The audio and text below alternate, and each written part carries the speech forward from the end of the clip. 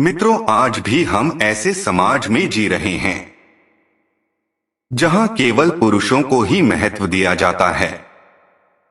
आज भी जब लोगों के घर में बेटी का जन्म होता है तब उनके घर के सारे सदस्यों में मायूसी छा जाती है।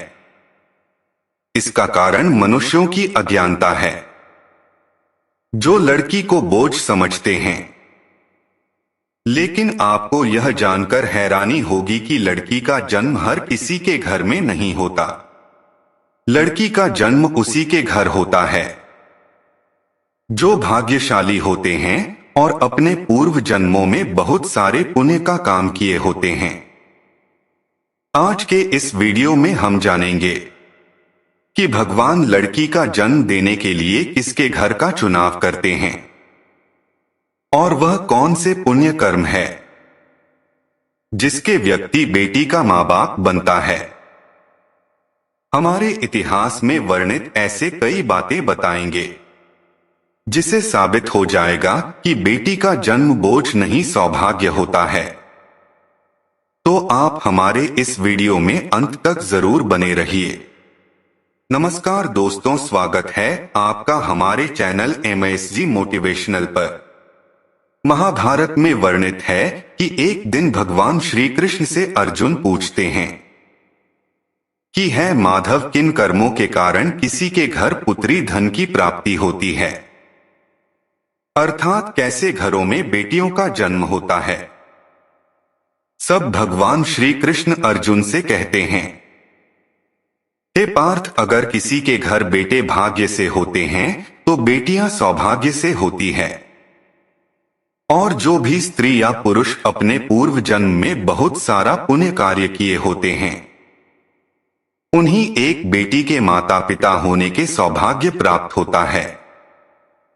इतना ही नहीं, बेटियों के जन्म के लिए उन्हीं घरों को चुना जाता है जो बेटियों का भार सहन कर सके, क्योंकि तीनों लोकों में स्त्री अर्थात बेटियां ही ऐसी होती है जिसका भार हर कोई सहन नहीं कर सकता है। वह बेटियां ही होती है जो घर वालों और अपनों के लिए अपना हर खुशी न्यौछावर कर देती है। अर्जुन, लेकिन जिस दिन इस सृष्टि में बेटियों का जन्म लेना रुक जाएगा उस दिन सृष्टि भी ठहर जाएगी और उस दिन इस सृष्टि का अंत हो जाएगा। मित्रों, भगवान श्री कृष्ण के इन बातों पर गौर किया जाए तो उनका कहा बिल्कुल सही ही है, क्योंकि अगर इस सृष्टि में बेटियां नहीं होती तो किसी का विवंश आगे नहीं बढ़ सकता।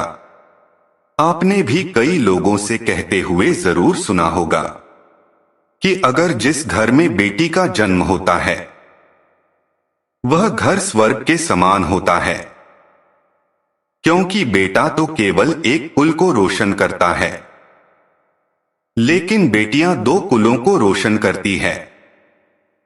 माता पिता के घर एक बेटी होने की दायित्व निभाती है तो दूसरा ससुराल में बहू के रूप में पूरी कर्तव्य का पालन करती है।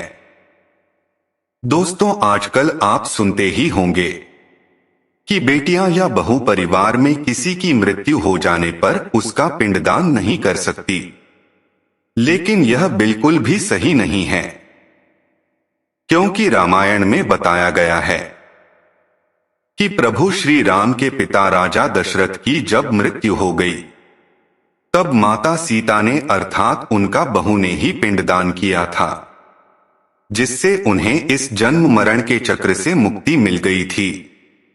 इतना ही नहीं, हिंदू धर्म शास्त्रों में बताया गया है कि बेटियां ही अपने पिता के नाम का पिंड दान कर सकती है। वहीं अगर ससुराल पक्ष में कोई पुत्र नहीं है तो इस स्थिति में बहुत पिंड दान कर सकती है। इसलिए मित्रों, वे लोग बहुत किस्मत वाले माने जाते हैं जिनके घर एक बेटी का जन्म होता है। वही प्रबल किस्मत के होते हैं जिनके घर एक से ज्यादा बेटियां जन्म लेती है। शायद यही कारण है कि बेटियों को लक्ष्मी का दर्जा दिया गया है। बहुत से लोगों की सोच होती है कि बेटी है तो बिना समय गवाएं और बिना पढ़ाई में खर्च किए जल्द से जल्द शादी कर दें। लेकिन यह छोटी सी सोच बेटी के भविष्य को बर्बाद कर देती है। जरा सोच कर देखिए, एक बच्चे के मन में कितने सपने होते हैं। उसे कुछ हासिल करना है, उससे कुछ बनना है, लेकिन केवल यह सपने सपने बनकर रह जाते हैं। इसलिए अपने बेटियों के सपने पूरे करने देना चाहिए। उन्हें जीवन में हर खुशी दे जो उन्हें मिलनी चाहिए। एक बेटे से ज्यादा बेटी हमेशा अपने माता पिता के लिए सोचती है। माता पिता को प्यार और अपनापन केवल बेटी ही दिखा सकती है। बेटी के जन्म को एक जश्न की तरह मनानी चाहिए।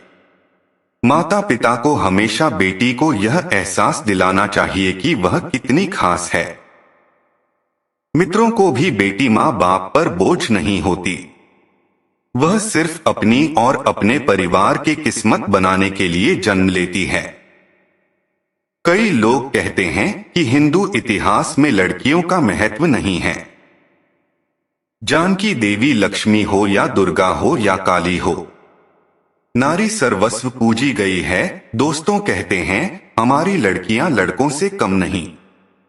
यह बात इतिहास में भी मिलता है। वशिष्ठ जी की पत्नी अरुंधति ने वरुण और अरुण देव को ब्रह्मदेव का ज्ञान दिया था। संविधान उधर की भांति द्रौपदी भी शस्त्र विद्या जानती थी। महाभारत में वर्णित है कि द्रौपदी अर्थशास्त्री थी और युधिष्ठिर के राजकाज में सहयोग करती थी। यह गलतफहमी है कि हिंदू धर्म में लड़कियों की इज्जत नहीं की जाती है। द्रौपदी के वस्त्र छूने पर पूरे कौरव मिट्टी में। प्रकार रात दिन एवं संध्या भी हर समय नहीं रहती, तो इन 14 साक्षियों में 6 हर समय उपस्थित नहीं रहते, तो उनसे हमारे कुछ कर्म छूट सकते हैं। किंतु बाकी 8 आकाश, वायु, इंद्रियां, दिशाएं, जल, पृथ्वी, काल और धर्म, ये हर समय उपस्थित रहते हैं, जिनसे कुछ भी छूटना। इसीलिए प्राणियों को कभी भी पाप कर्म करते समय ये नहीं समझना चाहिए कि उस समय उन्हें कोई भी नहीं देख रहा। वास्तव में इन 8 साक्षियों से हमारे कोई कर्म बच ही नहीं सकते। मृत्यु के पश्चात आत्मा की गति किस प्रकार निर्धारित होती है? मृत्यु के पश्चात प्राणी की मुख्यतः 2 गतियां बताई गई हैं। एक अगति, इस गति में मनुष्य को मोक्ष नहीं मिलता और उसे पुनः जन्म लेना पड़ता है। अगति मुख्यतः 4 प्रकार की होती है। एक क्षीणोदर्क, इसमें जीव पुण्यात्मा बनकर आता है और भगवत भजन में अपना जीवन बिताता है। पुनः मृत्युलोक में। 2 भूमोदर्क, इसमें जीव सुखी और ऐश्वर्यशाली जीवन प्राप्त करता है। 3 अगति, इसमें जीव मनुष्य योनि से नीचे अर्थात अधम योनि, पशु इत्यादि में चला जाता है। 4 दुर्गति, इसमें प्राणी सबसे निष्कृष्ट योनि कीड़े-मकोड़ प्राप्त करता है। 2 गति, इसमें जीव को अपने कर्मों के अनुसार किसी एक लोक में जाना होता है। ये लोक भी 4 हैं। एक ब्रह्मलोक, ये सर्वोत्तम लोक है, जहां केवल सिद्ध व्यक्ति जिन्होंने सच्चे मन से भगवान का ध्यान किया हो वही जा सकते हैं। ये सर्वोच्च लोक है जो मोक्ष के सबसे निकट है। 2 देवलोक है, यहां सच्चरित्र एवं पुण्यकर्म करने वाले व्यक्ति जाते हैं। उन्हें देवताओं का सानिध्य प्राप्त होता है। इसे ही स्वर्ग लोक भी कहा जाता है। 3 पितृलोक, सामान्य व्यक्ति जिनका पुण्य कर्म उनके पाप कर्म से अधिक है, अपने पितरों के पास इस लोक में जाते हैं। 4 नरकलोक पाप कर्म करने वाले व्यक्ति को सबसे निष्कृष्ट नरक लोक प्राप्त होता है, जहां उन्हें अनेक कष्ट भोगने पड़ते हैं। इन 4 लोकों में जाने के लिए 3 मार्ग होते हैं।